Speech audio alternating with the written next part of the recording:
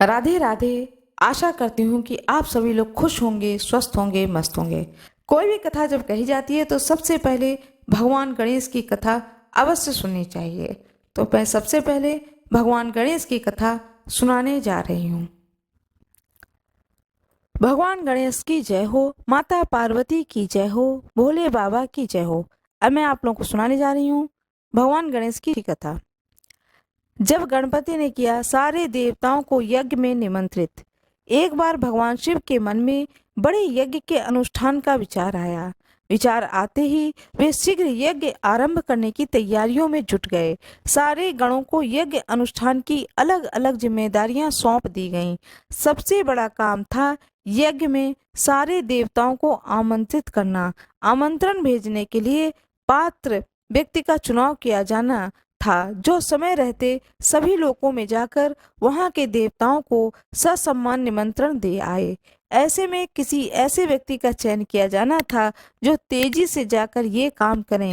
लेकिन भगवान शिव को यह भी डर था कि कहीं आमंत्रण देने की जल्दी में देवताओं का अपमान न हो जाए। इसलिए उन्होंने इस काम के लिए गणेश जी का चयन किया। गणेश जी बुद्धि और विवेक के देवता हैं। वे जल्दबाजी में भी कोई गलती नहीं करेंगे। यह सोचकर शिव जी ने गणपति को बुलाया और उन्हें समस्त देवी देवताओं को आमंत्रित करने का काम सौंपा। गणेश जी ने इस काम को संघर्ष स्वीकार किया, लेकिन उनके साथ समस्या यह थी कि उनका वाहन चूहा था जो बहुत तेजी से चल नहीं सकता था। गणेश जी काफी देर तक चिंतन किए कि किस तरह से सभी लोगों में जाकर आदर पूर्वक सारे देवताओं को यज्ञ में शामिल होने का आमंत्रण दिया जाए। बहुत विचार करने के बाद उन्होंने सारे आमंत्रण पत्र उठाए और पूजन सामग्री लेकर ध्यान में बैठे शिव जी के सामने बैठ गए। गणेश जी ने विचार किया कि यह तो सत्य है कि सारे देवताओं का वास भगवान शिव में है। उनको प्रसन्न किया तो सारे देवता प्रसन्न हो जाएंगे। यह सोच करके गणेश जी ने शिव जी का पूजन किया और सारे देवताओं का आवाहन करके सभी आमंत्रण पर शिव को ही समर्पित कर दिए।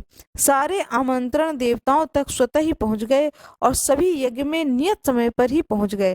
इस तरह गणेश जी ने एक मुश्किल काम को अपनी बुद्धिमानी से आसान कर दिया। भगवान गणेश की जय हो, सभी देवी देवताओं की जय हो, भगवान शिव की जय हो, माता पार्वती की जय हो। भगवान गणेश की पौराणिक कथा। वैसे तो गणेश जी की गज आकृति को लेकर सबसे ज्यादा सुनी सुनाई जाने वाली कथा तो यही है कि पार्वती जी ने नहाने से पहले एक बालक की आकृति बनाकर उसमें प्राण डाल दिए और उसे पहरे पर बैठा दिया, जिसका सिर भगवान शिव ने काटा था। और फिर पार्वती के क्रोध को शांत करने के लिए एक हाथी के बच्चे का सिर जोड़ दिया। लेकिन कुछ पुराणों में इसके अलग अलग संदर्भ भी मिलते हैं। ब्रह्मवर्त पुराण में कथा कुछ अलग ही है। कथा कुछ ऐसी है कि एक बार भगवान शिव के शिष्य शनि देव कैलाश पर्वत पर आए। उस समय भगवान शिव ध्यान में थे तो शनि देव सीधे पार्वती जी के दर्शन के लिए पहुंच गए। तब पार्वती जी बालक गणेश के साथ बैठी थी। बालक गणेश का मुख सुंदर और हर तरह के कष्ट को भुला देने वाला था। शनि देव आंखें नीचे कर पार्वती जी से बातें करने लगे। पार्वती जी ने देखा कि शनि देव किसी को देख नहीं रहे। वे लगातार अपनी निगाहें नीचे किए हुए हैं। पार्वती जी ने शनि देव से पूछा कि वे किसी को देख क्यों नहीं रहे, क्या उनका कोई दृष्टि दोष हो गया? शनि देव ने कहा कि नहीं, उन्हें उनकी पत्नी ने श्राप दिया है कि वह जिसे देखेंगे उसका विनाश हो जाएगा। पार्वती जी ने पूछा कि उनकी पत्नी ने ऐसा श्राप क्यों दिया है, तो शनि देव कहने लगे कि मैं लगातार भगवान शिव के ध्यान में रहता हूँ। एक बार मैं ध्यान में था और मेरी पत्नी ऋतुकाल से निवृत्त होकर मेरे समीप आई, लेकिन ध्यान में होने के कारण मैंने उसकी ओर नहीं देखा। उसने इसे अपना अपमान समझा और मुझे श्राप दे दिया कि मैं जिसकी ओर देखूंगा उसका विनाश हो जाएगा। यह बात सुनकर पार्वती जी ने कहा कि आप मेरे पुत्र गणेश जी की ओर देखिए, उसके मुख का तेज समस्त कष्ट को हरने वाला है। शनि देव भगवान गणेश पर दृष्टि डालना नहीं चाहते थे, लेकिन वे माता पार्वती के आदेश की अवहेलना भी नहीं कर सकते थे। सो उन्होंने तिरछी निगाह से भगवान गणेश जी की ओर धीरे से देखा। शनि देव की दृष्टि पड़ते ही बालक गणेश का सिर धड़ से कटकर नीचे गिर गया। तभी भगवान विष्णु एक गज बालक का सिर लेकर पहुंचे और गणेश जी के सिर पर उसे स्थापित कर दिया। भगवान गणेश की जय हो, माता पार्वती की जय हो, शनि देव की जय हो, भगवान विष्णु की जय हो। सर्व मनोकामनाओं की पूर्ति हेतु रविवार भगवान सूर्य का व्रत श्रेष्ठ माना जाता है। इस व्रत की विधि इस प्रकार है। प्रातः काल स्नान आदि से निवृत्त होकर स्वच्छ वस्त्र धारण करें। शांत चित्त होकर परमात्मा का स्मरण करें। भोजन एक समय से अधिक नहीं करना चाहिए। भोजन तथा फलाहार सूर्य भगवान के प्रकाश के रहते कर लेना चाहिए। यदि निराहार रहने पर सूर्य छिप जाए तो दूसरे दिन सूर्य भगवान के उदय होने पर अर्घ देने के बाद ही भोजन करें। व्रत के अंत में सूर्य व्रत की कथा सुननी चाहिए। व्रत के दिन नमकीन तेल युक्त भोजन कदापि ग्रहण न करें। इस व्रत को करने से मान सम्मान बढ़ता है तथा शत्रुओं का क्षय होता है। आंख की पीड़ा के अतिरिक्त अन्य सब पीड़ाएं दूर होती हैं। रविवार भगवान सूर्य की व्रत कथा। एक बुढ़िया माई थी। उनका एक बहुत ही सरल सा नियम था कि प्रति रविवार को सवेरे ही स्नान आदि कर पड़ोसन की गाय के गोबर से घर को लीप कर फिर भोजन तैयार कर भगवान को भोग लगाकर स्वयं भोजन करती थीं। ऐसा व्रत करने से उनका घर धन धान्य एवं आनंद से पूर्ण था। इस तरह कुछ दिन बीत जाने पर उसकी पड़ोसन विचार करने लगी कि यह वृद्धा सर्वदा मेरी गौ के गोबर ले जाती है, इसलिए वह अपनी गाय को अपने घर के भीतर बांधने लगी। बुढ़िया को गोबर न मिलने से रविवार के दिन वह अपने घर को न लीप सकी, इसलिए उसे न तो भोजन बनाया और न ही भगवान को भोग लगाया तथा स्वयं भी उसने भोजन नहीं किया। इस प्रकार उसने निराहार व्रत किया। रात हो गई, वह भूखी सो गई। रात में भगवान ने उसे स्वप्न में दर्शन दिया और भोजन न बनाने तथा भोग न लगाने का कारण पूछा। बुढ़िया माई ने कहा कि आज मुझे घर लीपने के लिए गाय का गोबर नहीं मिला, जिससे हमारा घर शुद्ध नहीं हुआ, जिससे मैं खाना नहीं बना पाई और न ही आपको भोग लगा पाई। तब भगवान ने कहा कि माता, हम तुमको ऐसी गाय देते हैं जिससे सभी इच्छाएं पूर्ण होती हैं, क्योंकि तुम हमेशा रविवार को गाय के गोबर से घर लीपकर भोजन बनाकर मेरा भोग लगाकर खुद भोजन करती हो। इससे मैं खुश होकर तुमको यह वरदान देता हूँ तथा अंत समय में मोक्ष देता हूँ। स्वप्न में ऐसा वरदान देकर भगवान अंतर ध्यान हो गए और जब वृद्धा की आंख खुली तो वह देखती है कि आंगन में एक अति सुंदर गाय और बछड़ा बंधे हुए हैं। वह गाय और बछड़े को देखकर अत्यंत प्रसन्न हुई, उनको घर के बाहर बांध दिया, वही खाने का चारा डाल दिया। जब उसके पड़ोसन ने बुढ़िया के घर के बाहर एक अति सुंदर गाय और बछड़े को देखा तो द्वेष के कारण उसका हृदय जल उठा तथा जब उसने देखा कि गाय ने सोने का गोबर किया है तो वह उस गाय का गोबर ले गई और अपनी गाय का गोबर उसकी जगह पर रख दिया। वह नित्य प्रतिदिन ऐसा ही करती, सीधी साधी बुढ़िया को इसकी खबर नहीं होने देती। तब सर्वव्यापी ईश्वर ने सोचा कि चालाक पड़ोसन के कर्म से बुढ़िया ठगी जा रही है। भगवान ने संध्या के समय अपनी माया से बड़ी जोर की आंधी चला दी। बुढ़िया ने अंधेरे के भय से अपनी गाय को घर के भीतर बांध लिया। प्रातः काल उठकर जब वृद्धा ने देखा कि गाय ने सोने का गोबर दिया है तो उसके आश्चर्य की सीमा न रही। वह प्रतिदिन गाय को घर के भीतर बांधने लगी। उधर पड़ोसन ने देखा कि बुढ़िया गौ को घर के भीतर बांधने लगी है तो उसका सोने का गोबर उठाने का दांव नहीं चलता तो वह ईश्वर से जल उठी। कुछ उपाय न देखकर उसने उस देश के राजा की सभा में जाकर कहा, महाराज, मेरे पड़ोस में एक वृद्धा के पास ऐसी गाय है जो आप जैसे राजाओं के योग्य है। वह रोज सोने का गोबर देती है। आप उस सोने से प्रजा का पालन कीजिए। वह वृद्धा इतने सोने का क्या करेगी?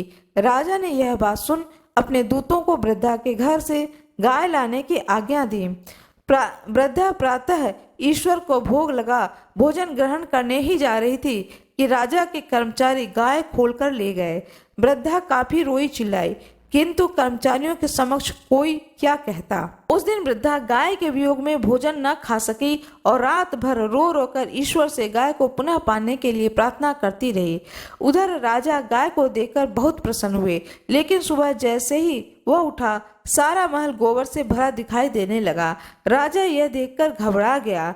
राजा ने रात में स्वप्न में भगवान ने कहा कि राजा, गाय को वृद्धा को लौटाने से ही तेरा भला है। उसके रविवार के व्रत से प्रसन्न होकर मैंने उसे यह गाय दी थी। प्रातः होते ही राजा ने वृद्धा को बुलाकर बहुत से धन के साथ सम्मान सहित गाय व बछड़ा लौटा दिया। उसके पड़ोसन को बुलाकर उचित दंड दिया। इतना करने के बाद राजा के महल से गंदगी दूर हो गई। उस दिन से राजा ने नगर निवासियों को आदेश दिया कि राज्य की तथा अपनी समस्त मनोकामनाओं की पूर्ति के लिए रविवार को व्रत करो। व्रत करने से नगर के लोग सुखी जीवन व्यतीत करने लगे। कोई भी बीमारी तथा प्रकृति का प्रकोप उस नगर पर नहीं होता था। सारी प्रजा सुखी रहने लगी। भगवान सूर्य की जय हो, भगवान विष्णु की जय हो, भगवान गणेश की जय हो। पौराणिक कथा सुनाने जा रही हूँ। भगवान शिव और माता पार्वती की पुत्री अशोक सुंदरी की जन्म कथा। कैसे हुआ अशोक सुंदरी की जन्म, माता पार्वती ने अशोक सुंदरी को क्या वरदान दिया था, किससे और कैसे हुआ अशोक सुंदरी का विवाह और कैसे मिली नहुष को इंद्र की गद्दी। भगवान शिव और माता पार्वती की पुत्री। जैसा कि हम सभी लोग जानते हैं, कार्तिकेय और गणेश जी के अलावा भगवान शिव और माता पार्वती की एक पुत्री भी थी, जिनका की नाम अशोक सुंदरी था। इस बात का उल्लेख पद्म पुराण में भी किया गया है। अशोक सुंदरी एक देव कन्या थी जो अत्यधिक सुंदर थी। शिव और पार्वती की इस पुत्री का वर्णन पद्म पुराण में है, जिनके अनुसार एक दिन माता पार्वती ने भगवान शिव से संसार के सबसे सुंदर उद्यान में घूमने का आग्रह किया।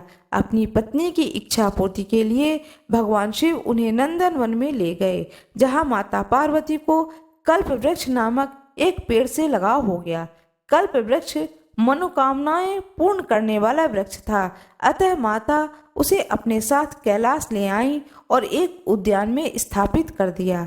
एक दिन माता अकेले ही अपने उद्यान में सैर कर रही थीं, क्योंकि भगवान भोलेनाथ अपने ध्यान में लीन थे। माता को अकेलापन महसूस होने लगा, इसलिए अपने अकेलेपन दूर करने के लिए उन्होंने एक पुत्री की इच्छा व्यक्त की। तभी माता को कल्प वृक्ष का ध्यान आया, जिसके पश्चात वह उसके पास गई और एक पुत्री की कामना की। चूंकि कल्प वृक्ष मनोकामना पूर्ति करने वाला वृक्ष था, इसलिए उसने तुरंत ही माता की इच्छा की पूरी कर दी, जिसके फलस्वरूप उन्हें एक सुंदर कन्या मिली, जिसका नाम उन्होंने अशोक सुंदरी रखा। उसे सुंदरी इससे कहा गया क्योंकि वह बेहद खूबसूरत थी। माता पार्वती ने अशोक सुंदरी को वरदान दिया। माता पार्वती अपनी पुत्री को प्राप्त कर बहुत प्रसन्न हुई, इसलिए माता ने अशोक सुंदरी को यह वरदान दिया था कि उनका विवाह देवराज इंद्र जितने शक्तिशाली युवक से होगा। अशोक सुंदरी का विवाह ऐसा माना जाता है कि चंद्रवंशीय नहुष के साथ होना तय था। एक बार अशोक सुंदरी अपनी सखियों के संग नंदन वन में विचरण कर रही थीं। तभी वहां हुंड नामक एक राक्षस आया। वह अशोक सुंदरी पर मोहित हो गया, उससे विवाह करने का प्रस्ताव रख दिया। तब अशोक सुंदरी ने उसे भविष्य में उसके पूर्व नियत विवाह के संदर्भ में बताया। यह सुनकर हुंड क्रोधित हो उठा। उसने कहा कि वह नहुष का वध करके उससे विवाह करेगा। राक्षस की दृढ़ता देखकर अशोक सुंदरी ने उसे श्राप दिया कि उसकी मृत्यु उसके पति के हाथों से ही होगी। तब उस दुष्ट राक्षस ने नहुष को ढूंढने निकल पड़ा और उसका अपहरण कर लिया। जिस समय हुंड ने नहुष को अगवा किया था, उस वक्त वह बालक थे। राक्षस की एक दासी ने किसी तरह राजकुमार को बचाया और ऋषि वशिष्ठ के आश्रम में ले आई, जहां उसका पालन पोषण हुआ। जब राजकुमार बड़े हुए तब उन्होंने हुंड का वध कर दिया, जिसके पश्चात माता पार्वती और भोलेनाथ के आशीर्वाद से उनका विवाह अशोक सुंदरी के साथ संपन्न हुआ। बाद में अशोक सुंदरी को ययाति जैसा वीर पुत्र और 100 रूपवान कन्याओं की प्राप्ति हुई। इंद्र के घमंड के कारण उन्हें श्राप मिला कि उनका पतन होगा और उनके अभाव में नहुष को अस्थायी रूप से स्वर्ग की गद्दी दी जाएगी। इसके बाद भगवान इंद्र को पुनः उनकी गद्दी वापस मिल जाएगी। भगवान शंकर की जय हो, माता पार्वती की जय हो, अशोक सुंदरी की जय हो, भगवान गणेश की जय हो। आज मैं आप लोगों को एक पौराणिक कथा सुनाने जा रही हूँ। श्राद्ध में भगवान श्री राम अपनी पत्नी सीता जी के साथ में पिता दशरथ जी का श्राद्ध करने गया धाम पहुंचे थे। वह पौराणिक कथा सुनाने जा रही हूँ। भगवान श्री राम अपनी पत्नी सीता जी के साथ में पिता दशरथ का श्राद्ध करने गया धाम पहुंचे। श्राद्ध कर्म करने के लिए आवश्यक सामग्री लाने के लिए भगवान राम अपने भाई लक्ष्मण के साथ चले गए। तब तक राजा दशरथ की आत्मा ने पिंड की मांग कर दी। फाल्गुन नदी तट पर अकेले बैठी सीता जी अत्यंत असमंजस में पड़ गईं। माता सीता जी ने फाल्गुन नदी, गाय, वटवृक्ष और केतकी के फूल को साक्षी मानकर पिंडदान कर दिया। जब भगवान श्री राम आए तो उन्हें पूरी कहानी सुनाई, परंतु भगवान राम को विश्वास नहीं हुआ। जिन्हें साक्षी मानकर पिंडदान किया था उन सबको सामने लाया गया। पंडा, फल्गु नदी, गाय और केतकी के फूल ने झूठ बोल दिया, परंतु अक्षयवट ने सत्यवादिता का परिचय देते हुए माता की लाज रख ली। इससे क्रोधित होकर माता सीता ने फल्गु नदी को श्राप दे दिया कि तुम सदा सूखी रहोगी, जबकि गाय को मैला खाने का, जूठा खाने का श्राप दे दिया। केतकी के फूल को पितृ पूजन में निषेध किया गया। बट वृक्ष पर प्रसन्न होकर के सीता जी ने उसे सदा दूसरों की छाया प्रदान करने के व लंबी आयु का वरदान दिया। फिर उन्होंने अपने ससुर दशरथ जी को मनि मन प्रणाम करके उन्हें निमंत्रण दिया कि कृपया आप आएं और बताएं अपने पुत्र राम जी को कि मैंने आपको पिंड दान किया है। तब स्वयं दशरथ जी आए और धरती के नीचे से अपने दोनों हाथ को बाहर निकाले। वह आज भी पत्थर के रूप में 2 हाथ जमीन से निकले हुए हैं। उस स्थान को विष्णुपद कहा जाता है। स्वयं साक्षी बने दशरथ जी कि हाँ, माता सीता ने उन्हें पिंडदान किया है। इस चीज को देख करके भगवान राम माता सीता पर अत्यधिक प्रसन्न हुए और स्वयं दशरथ जी ने भी माता सीता को अत्यंत प्रसन्न होकर के आशीर्वाद दिया। वट वृक्ष अभी भी तीर्थयात्रियों को छाया प्रदान करता है। आज भी फल्गु तट पर स्थित सीता कुंड में बालू का पिंडदान करने की क्रिया परंपरा संपन्न होती है। जय माता दी। राधे राधे। जय श्री गया जी की, हरि विष्णु जी की जय हो। अब मैं आप लोगों को सुनाने जा रही हूँ पितृपक्ष की पौराणिक कथा। कहा जाता है कि जब महाभारत के युद्ध में दानवीर कर्ण का निधन हो गया और उनकी आत्मा स्वर्ग पहुंच गई, तो उन्हें नियमित भोजन की बजाय खाने के लिए सोना और गहने दिए गए। इस बात से निराश होकर कर्ण की आत्मा ने इंद्रदेव से इसका कारण पूछा। तब इंद्र ने कर्ण को बताया कि आपने अपने पूरे जीवन में सोने के आभूषणों को दूसरों को दान किया, लेकिन कभी भी अपने पूर्वजों को कुछ भी नहीं किया। आपने कोई भी श्राद्ध कर्म नहीं किए। तब कर्ण ने उत्तर दिया कि वह अपने पूर्वजों के बारे में नहीं जानता है। इस बात को सुनने के बाद भगवान इंद्र ने उन्हें 15 दिनों की अवधि के लिए पृथ्वी पर वापस जाने की अनुमति दी, ताकि वह अपने पूर्वजों को भोजन दान कर सकें। इसी 15 दिन की अवधि को पितृपक्ष के रूप में जाना जाता है। अब मैं दूसरी कहानी सुनाने जा रही हूँ। पितृपक्ष की पौराणिक कथा। पौराणिक कथा के अनुसार जोगे तथा भोगे दो भाई थे। दोनों अलग अलग रहते थे। जोगे धनी था और भोगे निर्धन था। दोनों में परस्पर बड़ा प्रेम था। जोगे की पत्नी को धन का अभिमान था, किंतु भोगे की पत्नी बड़ी सरल हृदय थी। पितृपक्ष आने पर जोगे की पत्नी ने उससे पितरों का श्राद्ध करने के लिए कहा, तो जोगी इसे व्यर्थ का कार्य समझकर टालने की चेष्टा करने लगा, किंतु उसकी पत्नी समझती थी कि ऐसा नहीं करेंगे तो लोग बातें बनाएंगे। फिर उसे अपने मायके वालों को दावत पर बुलाने और अपनी शान दिखाने का यह उचित अवसर लगा। अतः वह बोली कि आप शायद मेरी परेशानी की वजह से ऐसा कह रहे हैं, किंतु इसमें मुझे कोई परेशानी नहीं होगी। मैं भोगे की पत्नी को बुला लूंगी, दोनों मिलकर सारा काम कर लेंगे। फिर उसने जोगे को अपने पीहर न्योता देने के लिए भेज दिया। दूसरे दिन उसके बुलाने पर भोगे की पत्नी सुबह सवेरे आकर काम में जुट गई। उसने रसोइये तैयार किए, अनेक पकवान बनाए, फिर सभी काम निपटाकर अपने घर आ गई। आखिर उसे भी तो पितरों का श्राद्ध तर्पण करना था। इस अवसर पर न जोगे की पत्नी ने उसे रोका, न वह रुकी। शीघ्र ही दोपहर हो गई। पितर भूमि पर उतरे। जोगे भोगे के पितर पहले जोगे के यहाँ गए तो क्या देखते हैं कि उसके ससुराल वाले वहाँ भोजन पर जुटे हुए हैं। निराश होकर वे भोगे के यहाँ आए। वहाँ क्या था, मात्र पितरों के नाम पर अगियारी दे दी गई थी। पितरों ने उसकी राख चाटी। भूखे ही नदी के तट पर जा पहुँचे। थोड़ी देर में सारे पितर इकट्ठा हो गए और अपने अपने यहाँ के श्राद्धों की बड़ाई करने लगे।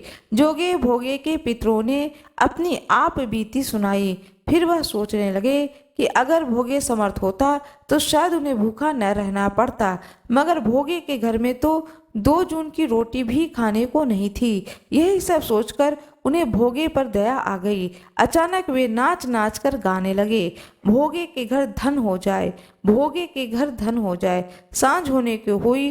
भोगे के बच्चे को कुछ भी खाने को नहीं मिला था। उन्होंने माँ से कहा, भूख लगी है। तब उन्हें टालने की गरज से भोगे की पत्नी ने कहा कि जाओ, आंगन में हौदी औंधी रखी है, उसे जाकर खोल लो, जो कुछ मिले बांट कर खा लेना। बच्चे वहां पहुंचे तो क्या देखते हैं कि हौदी मोहरे से भरी पड़ी है। वे दौड़े दौड़े माँ के पास पहुँचे और उसे सारी बात बताई।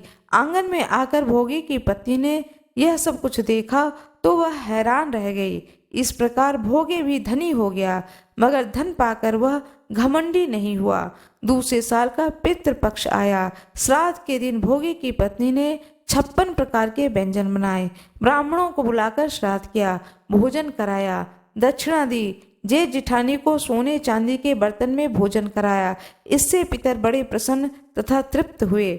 जिस प्रकार जोगे भोगे के पितर प्रसन्न हुए, उसी तरह से सभी के पितर सभी पर प्रसन्न हों और अपने बच्चों को आशीर्वाद दें, जिससे कि उनके घर में पुत्र पौत्र धन धान्य भरा रहे।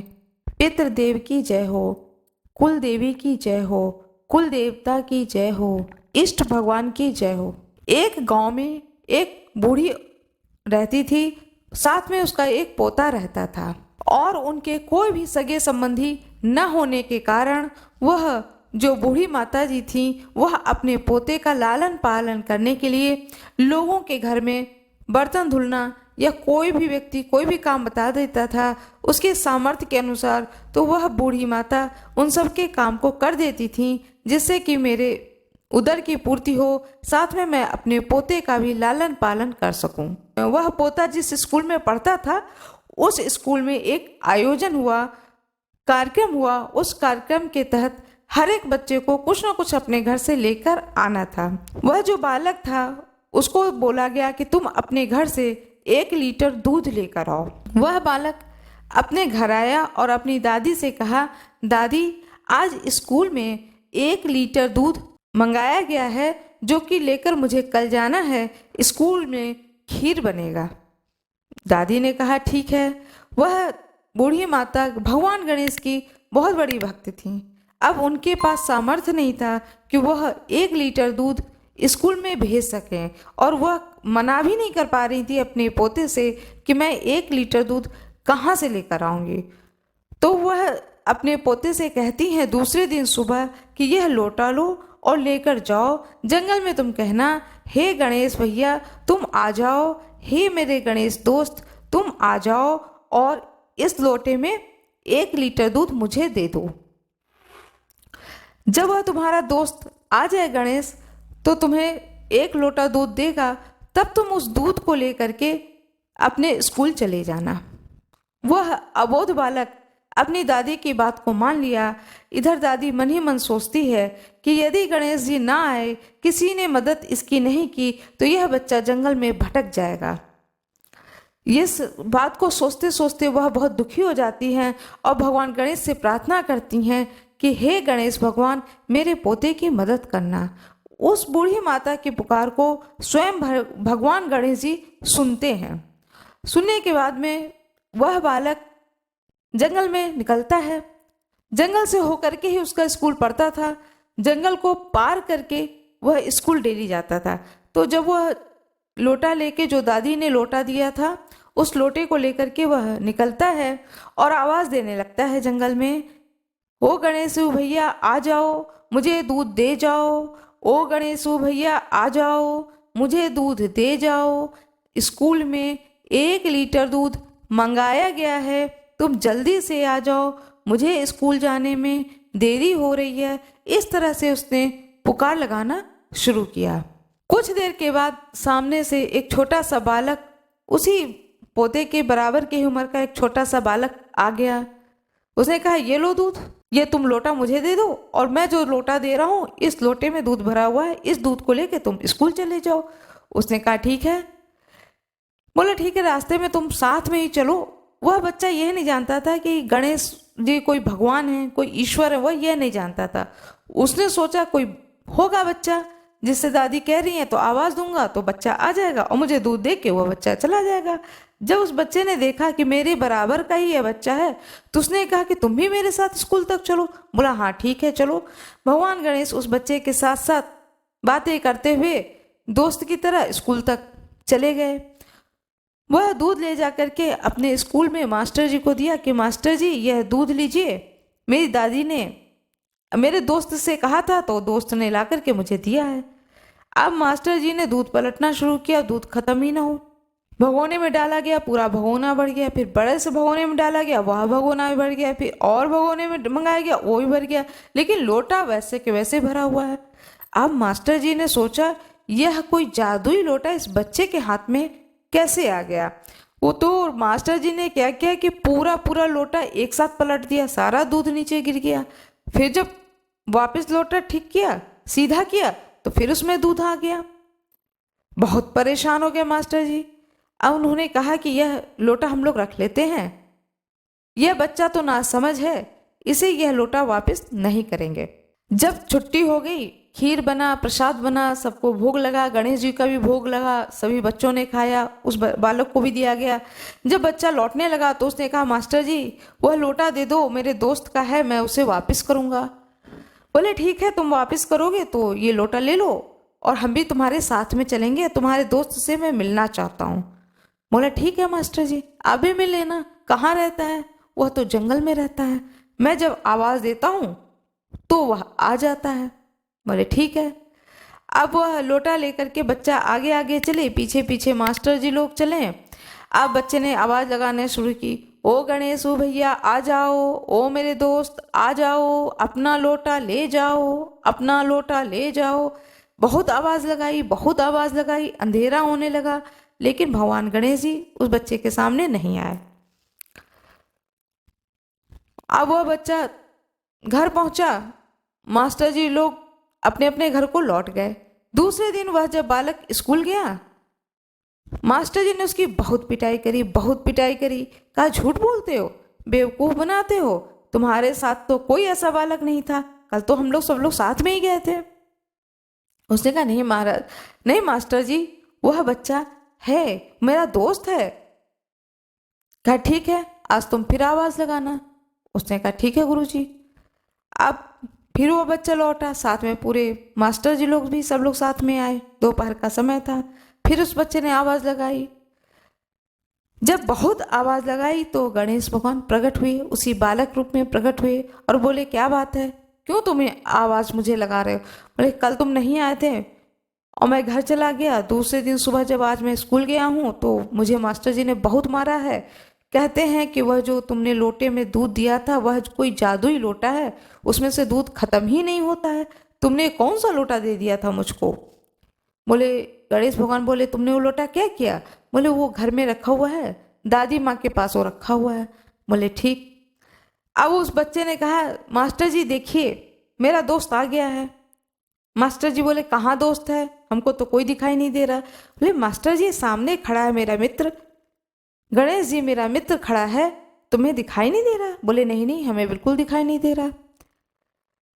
ये तो मैं देख रहा हूं कि तुम किसी से बात कर रहे हो, लेकिन कौन सामने खड़ा वो मुझे नहीं दिख रहा है। इसके बाद उसने अपने दोस्त गणेश जी से प्रार्थना करी कि क्या बात है दोस्त, तुम मुझे दिख रहे हो, मेरे मास्टर जी को नहीं दिख रहे हो। यदि तुम उन्हें नहीं दिखोगे तो ये मेरी पिटाई फिर करेंगे। वह बालक डर गया और उसने गणेश जी से कहा, भाई दिख जाओ। अब गणेश भगवान बालक के रूप में, लेकिन अद्भुत अलौकिक, चेहरे पे एक विशेष तेज था उस बालक के चेहरे पर। उस तेज को देख करके जितने मास्टर जी थे, जो भी थे, टीचर्स का जो ग्रुप था, सब लोग देख करके दंग रह गए। उन लोगों ने प्रणाम किया, साष्टांग दंडवत होकर प्रणाम किया और कहा कि ऐसा अद्भुत और अलौकिक बालक तो हम लोगों ने जीवन में कभी नहीं देखा है। यह निश्चित कोई इंसान नहीं है, यह कोई देवता ही है। और प्रणाम करने के बाद में उस छोटे से बालक से भी क्षमा मांगी कि तुम्हारा मित्र सचमुच अद्भुत है, वह भगवान गणेश ही है और मैंने तुम्हारे साथ दुर्व्यवहार किया है, इसके लिए अब हम लोग तुमसे क्षमा मांगते हैं और अब हम तुम्हें कभी भी नहीं परेशान करेंगे। इस तरह से उस बालक के ऊपर और उस बूढ़ी माता के ऊपर भगवान गणेश ने जिस प्रकार से कृपा करी, वह दूध का लोटा दिया जिससे उसके घर में बहुत दूध हुए। बूढ़ी माता ने उस दूध को बहुत, अब जिस बर्तन में रखती थी वह बर्तन भर जाता था, इतना दूध वो क्या करती, तो बूढ़ी माता ने दूध बेचना शुरू किया और दूध बेच बेच करके उनके घर में धन और संपत्ति की, वैभव, यह सारी चीज़ों की प्राप्ति होने लगी। जिस प्रकार से भगवान गणेश जी ने उस बूढ़ी माता पर कृपा करी, उनके घर में धन और वैभव को दिया, उस बालक पर कृपा करी कि सभी लोग उस बालक पर प्रसन्न हो गए, उसी तरह से हर एक व्यक्ति पर भगवान गणेश की कृपा बनी रहे। मेरा ये वीडियो कैसा लगा कृपया कमेंट बॉक्स में ज़रूर बताएं। कमेंट बॉक्स में राधे राधे अवश्य लिख दें। वीडियो को लाइक करना ना भूलें। चैनल को सब्सक्राइब अवश्य कर दें।